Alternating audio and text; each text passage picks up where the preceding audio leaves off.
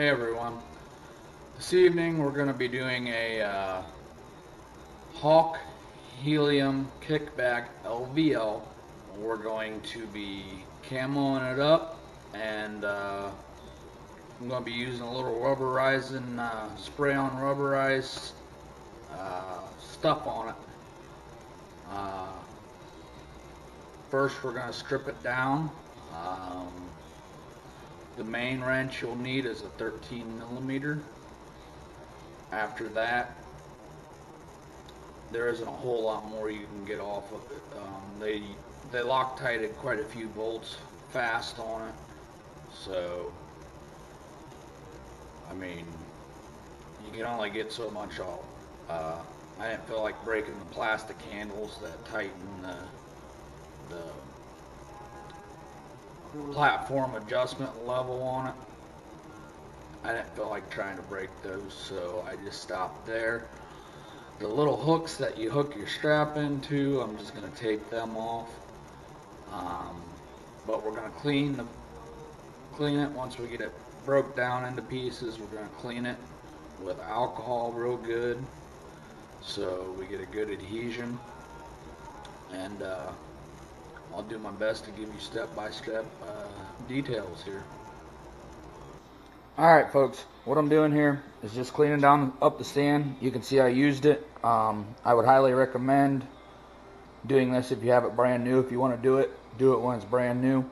But we're taking some old baby wipes. These are actually dried up, which I think they cost like 99 cents or something for a pack of 80.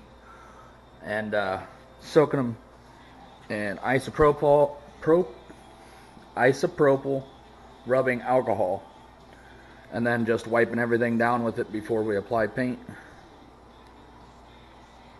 Another tip here, I'll show you real quick. Bear with me on the messy garage. I've got two young boys. Put all your hardware in a baggie, so that way you know where it goes.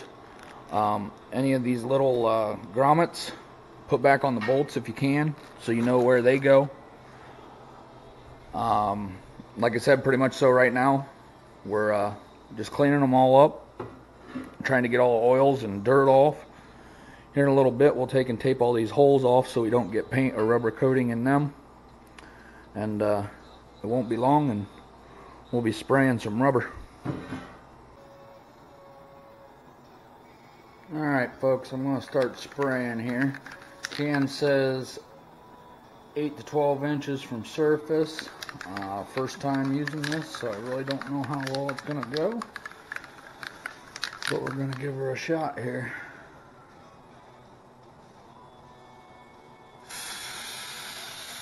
Ooh, that applies heavy.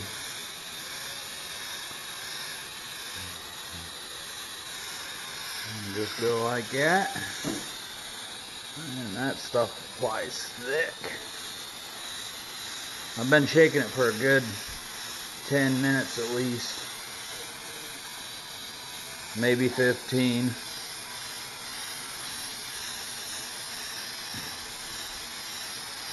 Bam, you can see how fast this is going though. I'm ripping through it real nicely. Who knows, maybe I'm applying it too heavy.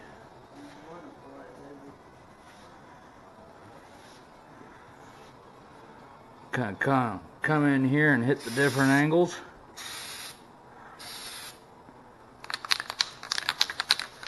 Shake it a little more, be safe.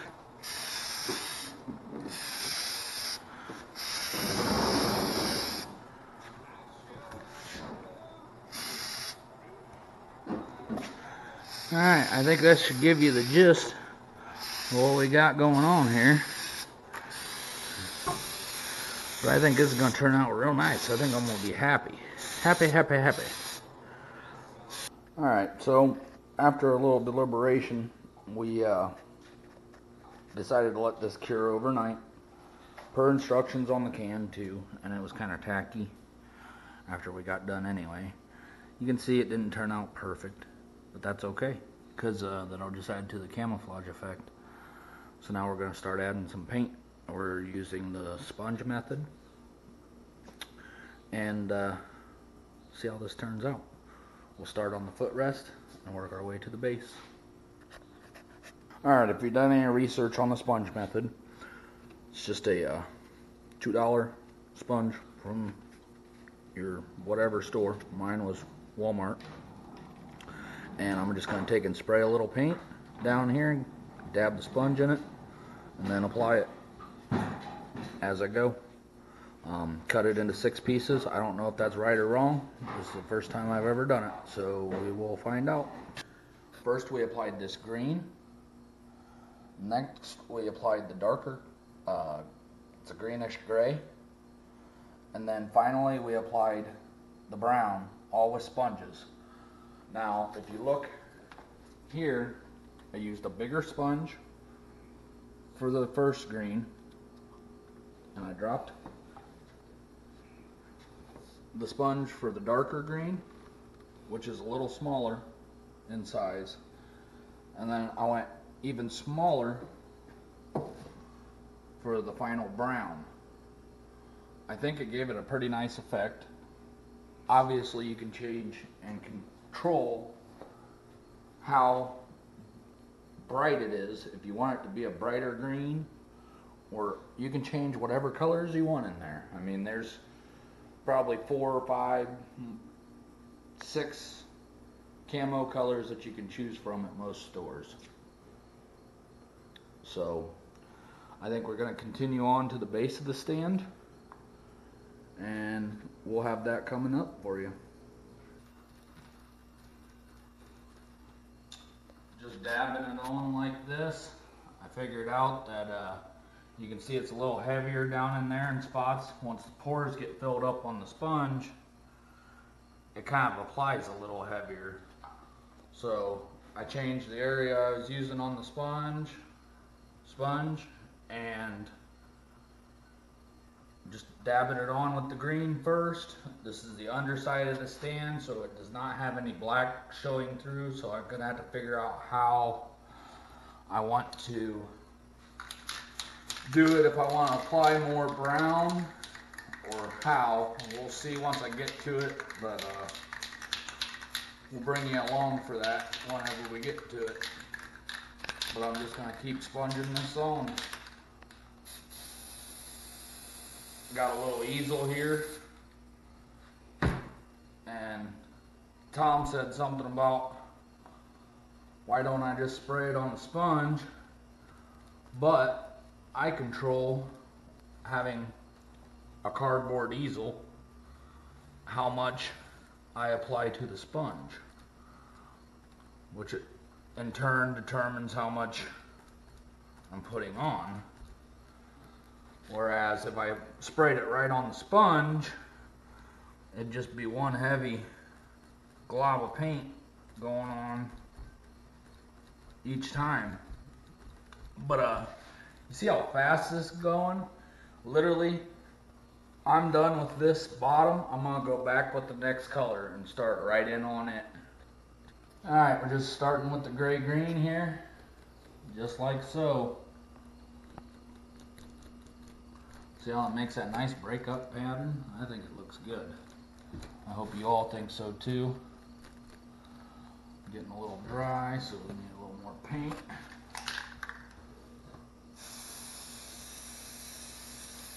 Cardboard kind of soaks it in a little bit, but once you get it there, it's not so bad.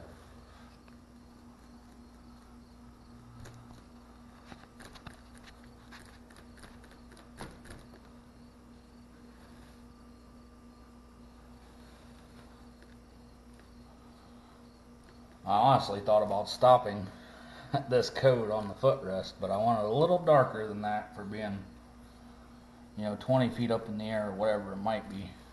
It's going to be a little darker when the deer are looking up there, and that's the advantage I'm looking for by doing this. Not a odd shaped bright thing hanging in the stand, or in the tree, I mean.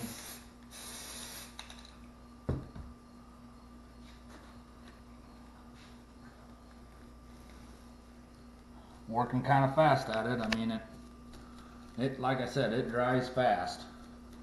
It don't take but, what do you think? Couple of seconds. It don't take much. There ain't a whole lot of paint really actually going on. I guess sponge is about done.